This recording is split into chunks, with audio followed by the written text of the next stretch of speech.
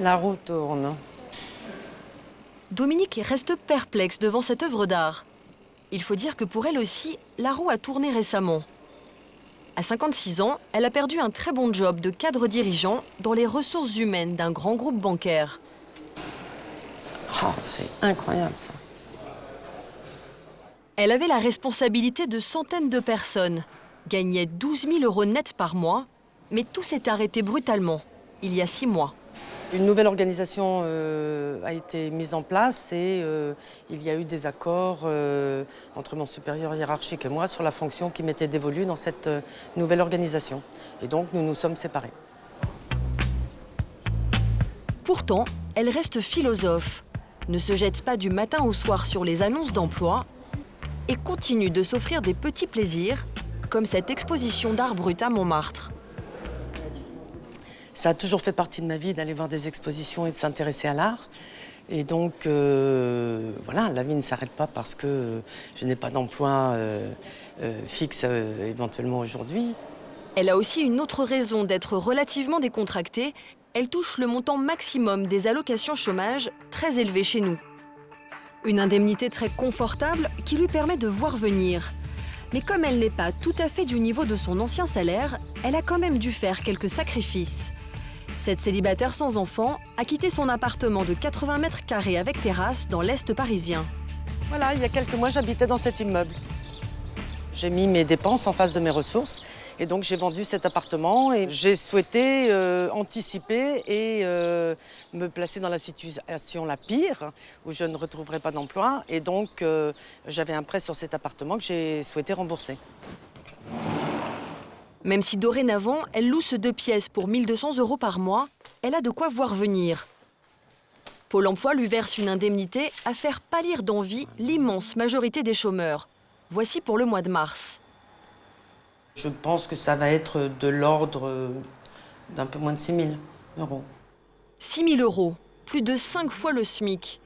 Une indemnité très généreuse qui, de son point de vue, est tout à fait justifiée compte tenu de son ancien haut salaire. J'ai cotisé pendant plus de 30 ans à un niveau élevé.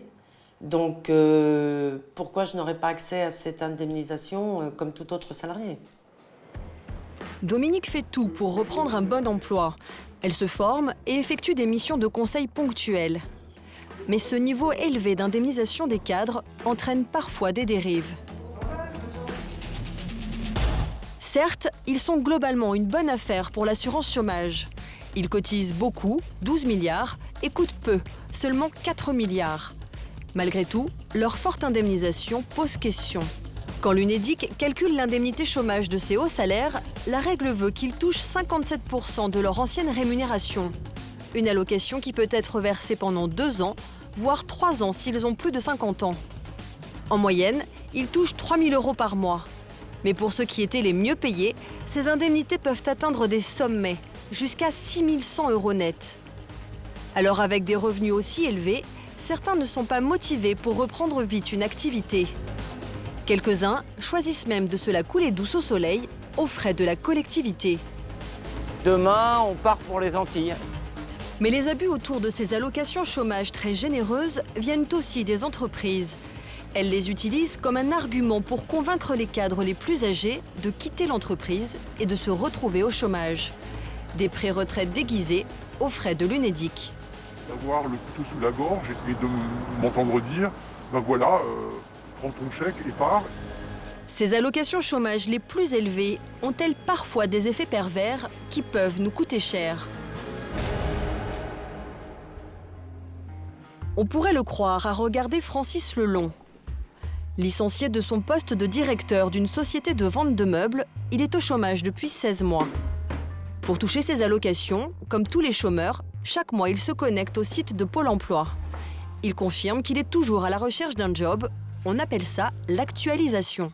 L'actualisation, ça consiste à répondre à 5 questions en fait, qui sont les mêmes tous les mois. Donc là, je vais déclarer si j'ai suivi une formation ou pas. Donc j'ai pas suivi de formation lors des 30 derniers jours. Donc je mets non. Est-ce que j'ai travaillé? Non. Est-ce que j'ai été en stage? Non. Êtes-vous toujours à la recherche d'un emploi? Oui. Et je valide. Et c'est terminé. Alors ça va me permettre donc de toucher mes indemnités de chômage dans une dizaine de jours à peu près, donc qui sont pour moi de 2 800 € par mois. 2 800 € par mois. une somme qui correspond à un peu plus de la moitié de son ancien salaire de 5 000 € net. Normalement, en échange de cette confortable allocation, il doit rechercher activement un job.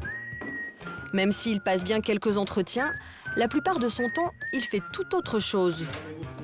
Car Francis est avant tout un jeune chef d'entreprise. Il est seul à la tête de sa petite société créée il y a 6 mois. Elle s'occupe de vendre auprès des coiffeurs des produits capillaires. Contrairement à ce que l'on pourrait croire, il fait ça en toute transparence avec Pôle emploi. Une générosité de l'assurance chômage qui vise à soutenir la création d'entreprises. Il ne lui reste que 9 mois d'indemnisation devant lui, alors Francis doit tout faire pour gagner de l'argent rapidement. 4 à 5 fois par jour, il se rend chez des coiffeurs comme celui-ci. Bonjour. Ravi de faire votre connaissance, oui, très bien. Le discours est bien rodé. Il faut vraiment se démarquer de ce que font les concurrents. Francis liste tous les points forts de sa marque et fait tester ses produits. On a des très très bons retours aussi. Tac. Vous allez avoir une texture qui est vraiment complètement différente de ce que vous avez pu avoir jusque maintenant. La texture est très bien. Ouais. Et ce jour-là, en 20 minutes, il arrive à conclure une très belle vente. Voilà, donc je vais vous demander une petite signature juste en bas. On est sur une commande qui va avoisiner autour des 1 000 €, donc c'est très bien. Si on en fait comme ça 3-4 tous les jours, ça sera très bien. Très bonne journée, merci, à très vite. 1 000 €, une belle somme, mais compte tenu des frais pour acheter ses stocks et les entreposer, Francis est encore loin de vivre de sa petite entreprise. Avec une commande comme ça, je ne suis pas prêt de pouvoir me verser encore un salaire, bien évidemment. Il va falloir encore beaucoup d'autres commandes telles que celle-ci. D'autant que quand on est en création d'entreprise, tout ce qu'on gagne, on le réinvestit dans la boîte, en publicité, communication, achat de stock. Avec un chômage moins élevé, il n'aurait jamais pu se lancer dans cette entreprise qui va peut-être lui permettre de gagner sa vie, voire de créer des emplois. En France aujourd'hui, un créateur d'entreprise sur 2 est un chômeur comme Francis. Mais certains cadres au chômage font un usage beaucoup moins productif de leurs fortes indemnités.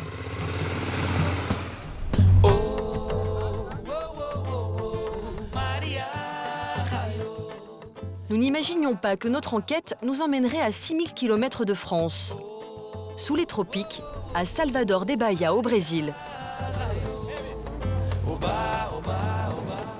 Située au bord de l'océan Atlantique, cette ville métissée est célèbre pour son architecture coloniale et ses maisons colorées attirent chaque année des milliers de touristes.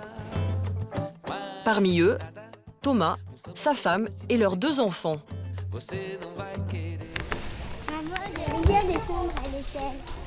Ils font escale au Brésil, l'énième étape d'un tour du monde entamé l'été dernier et en partie financé par l'Unédic.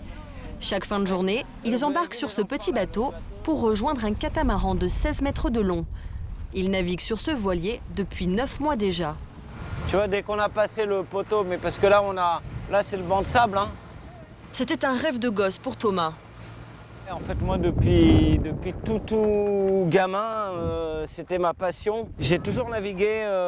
J'ai commencé en optimiste à 6 ans, quoi, à l'âge de 5 ans et demi.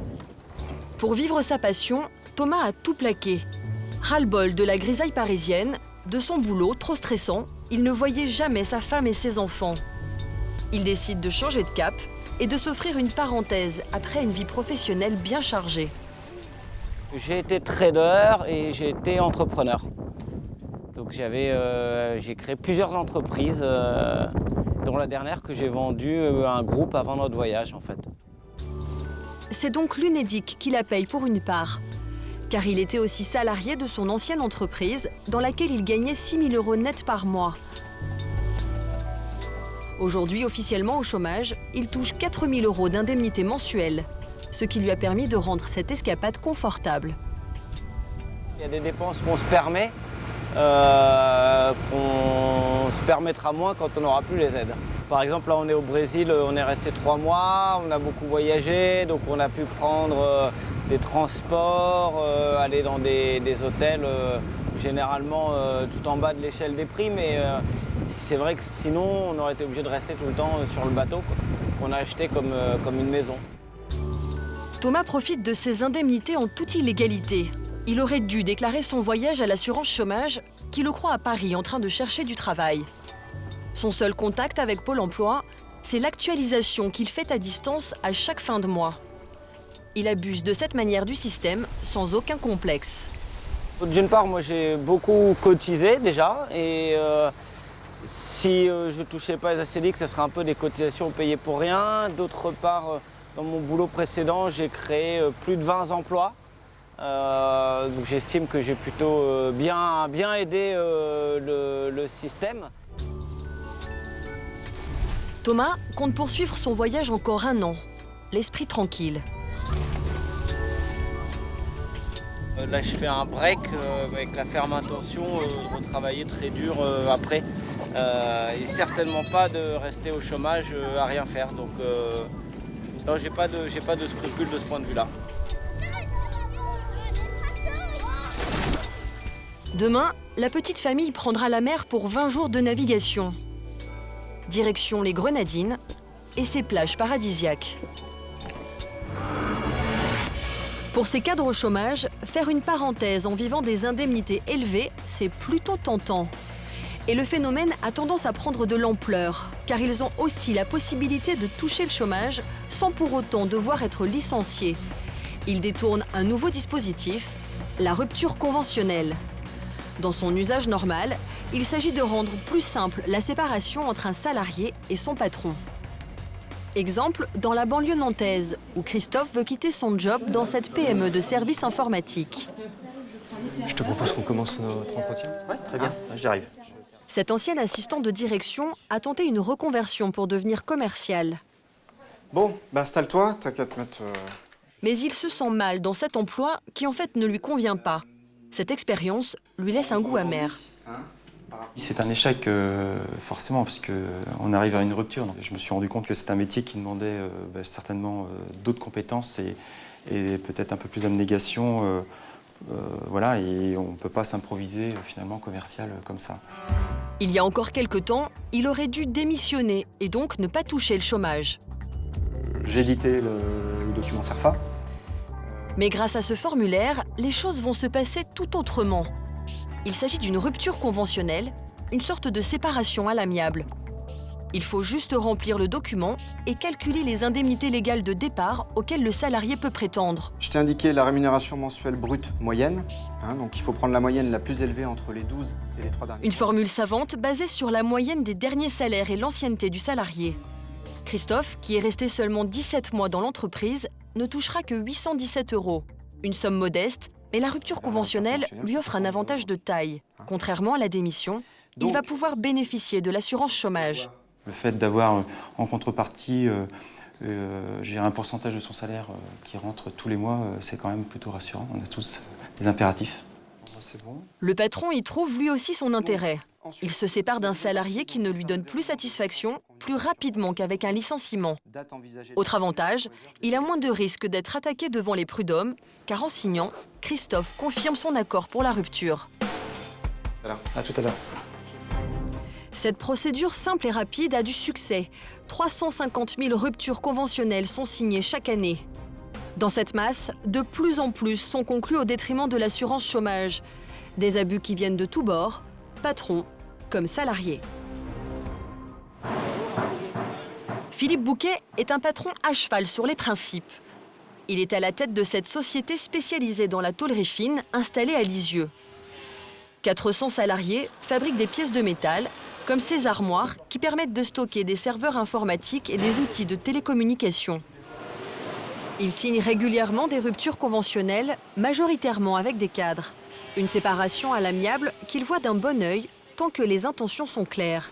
Mais ils supportent mal ces demandes de salariés qui veulent avant tout éviter une démission. Si je n'ai pas d'intérêt à me séparer de la personne, d'abord parce qu'elle donne satisfaction, dans ces cas, il n'y a aucune raison de faire une rupture qui serait plus une rupture pour convenance. Dans ces cas-là, je considère qu'on n'est pas dans l'esprit de la rupture conventionnelle. Est-ce que vous avez eu des demandes abusives de la part des salariés? Oui, on a eu le cas de gens qui souhaitaient monter leur propre entreprise et qui souhaitaient simplement financer le démarrage de leur entreprise avec une indemnité de licenciement. Là, typiquement, je considère que à la fois la société et la communauté n'a pas vocation, en tout cas il existe d'autres moyens de sponsoriser la création d'entreprises. En 5 ans, il a signé une vingtaine de ruptures conventionnelles, toutes sollicitées par le salarié. Bon, donc voilà les derniers dossiers. 5 dossiers de mémoire en 2009, 6 en 2010, aucun en 2011 et une douzaine en 2012 et rien depuis. Pour éviter les demandes abusives, il étudie attentivement chaque cas avec sa directrice des ressources humaines. Récemment, il a démasqué un salarié qui avait de toute façon décidé de quitter l'entreprise et voulait juste empocher une indemnité de départ.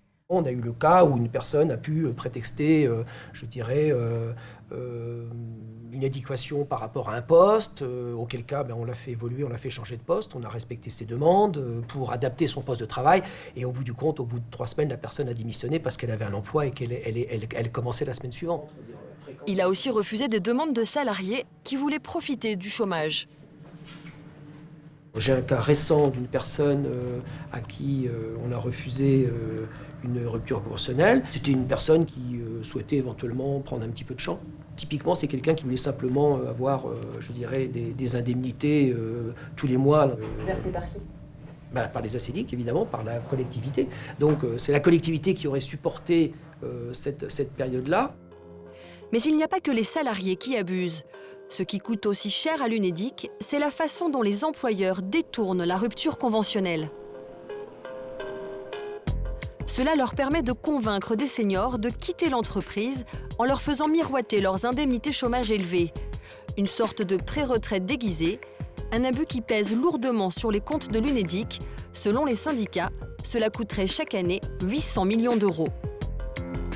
Le scénario est un peu toujours le même, et Jacques est en train de le vivre. À 54 ans, il est cadre depuis 20 ans dans une grande entreprise du CAC 40 qui emploie des milliers de salariés. Il y a 5 mois, il est convoqué par les ressources humaines. Malgré de bons résultats, son employeur souhaite qu'il quitte l'entreprise et les explications sont très directes.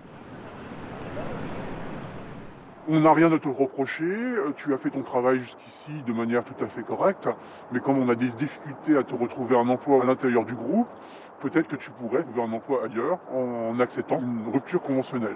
C'est une proposition appuyée. On m'encourage fortement à aller dans cette voie-là. Et en disant, il n'y a pas d'autre solution. J'ai replié mon dossier et je suis parti. Plutôt que d'accepter, il est allé tout droit chez cet avocat, Laurent Parra, spécialisé en droit du travail. Il traite une quinzaine de dossiers par mois qui concernent des ruptures conventionnelles. Il connaît donc parfaitement les arguments des employeurs qui cherchent à détourner cette procédure. Donc, vous avez des nouvelles du DRH depuis la dernière fois ?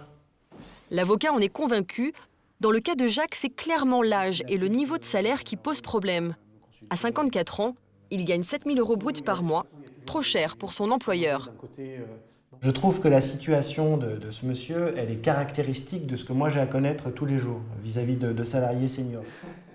Et selon lui, la rupture conventionnelle peut être ainsi dévoyée pour réduire facilement la masse salariale. Mettre les gens en pré-retraite via une rupture conventionnelle, c'est économiser un haut salaire et le remplacer par quelqu'un qui serait réputé être moins cher, mais surtout remplacer un salarié qu'on estime moins productif ou qui va consister à un frein au changement par quelqu'un qui va être frais, qui va être formé par l'entreprise, qui va sortir de l'école ou l'expérience de junior, c'est-à-dire plus de 2 ans, et qui va permettre au changement de se mettre en place à moindre frais. Un abus largement répandu dans les entreprises. On appelle cela une pré-retraite déguisée. Le senior est mis à la porte tout en sachant qu'il aura le plus grand mal à retrouver un emploi. C'est le cas de Jacques. S'il accepte la rupture, il va toucher une allocation très élevée pendant 3 ans maximum, car il a plus de 50 ans. Et pendant ce temps, c'est la collectivité qui paiera. Je pense que c'est une utilisation, un effet d'aubaine qui peut être négatif pour la collectivité. Il y a une volonté de faire prendre en charge par la collectivité, c'est-à-dire par Pôle emploi, des conséquences pécuniaires de la rupture d'un contrat de travail par une rupture conventionnelle. Pour l'instant, Jacques préfère garder son emploi et refuse cette rupture conventionnelle, même s'il risque de rentrer en conflit avec son employeur.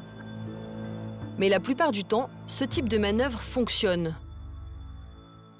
Une enquête du Centre d'études pour l'emploi relève que les ruptures conventionnelles sont plus nombreuses de 5% à partir de l'âge de 58 ans, soit 3 ans avant l'âge légal de la retraite. Des pré-retraites déguisées et financées par l'Unédic. Alors, que font les pouvoirs publics pour lutter contre ces abus ? Un seul organisme est chargé de contrôler chaque rupture conventionnelle, Il s'appelle la Directe et dépend du ministère du Travail. À Bobigny, dans les bureaux qui gèrent la Seine-Saint-Denis, on reçoit plus de 6000 formulaires par an. Chaque matin, à l'arrivée du courrier, les coups de tampon résonnent dans le service. Josiane, elle en ouvre, voilà, il n'y a que ça. Il y a encore 3. Encore une, là, ça s'en est encore. Livraison express. La pile du jour arrive sur le bureau de Brigitte, l'une des fonctionnaires chargée de valider les ruptures conventionnelles. De quoi t'occuper aujourd'hui? Avant de donner son feu vert, elle vérifie seulement 2 choses. Que les délais de réflexion aient été respectés et que les indemnités aient été correctement calculées. On vérifie le salaire des 12 derniers mois s'ils sont bien mentionnés, s'il n'y a pas d'incohérence dans les salaires. Et après, on vérifie donc l'indemnité par rapport à ces documents, l'indemnité que le salarié doit recevoir. Mais de cette manière, ils ont peu de chances de détecter les pré-retraites déguisées, car ils ne s'intéressent pas à la seule information qui pourrait les mettre sur la piste. Est-ce que vous regardez aussi l'âge du salarié? Non, ça c'est pas un point qu'on regarde. On regarde vraiment principalement les 3 points que je vous ai dit. Après, sinon, ça prend énormément de temps et comme on a beaucoup de dossiers, on peut pas non plus éplucher à fond. Donc, on regarde vraiment les points principaux. Et sa responsable l'admet, son organisme n'enquête pas sur ces pratiques abusives dont l'assurance chômage paye le prix fort. Dans le contrôle, vous n'avez pas les moyens de vérifier si la rupture conventionnelle sert, oui ou non, à mettre les gens en pré-retraite? Non, ça ne fait pas partie de ce qui nous est demandé, puisque nous, la Directe est amenée à se prononcer exclusivement sur le libre consentement éclairé des parties. Et comme aujourd'hui, aucune autre institution ne contrôle les ruptures conventionnelles, ces pré-retraites déguisées, qui pèsent si lourd dans les comptes de l'Unédic, ne risquent pas de disparaître.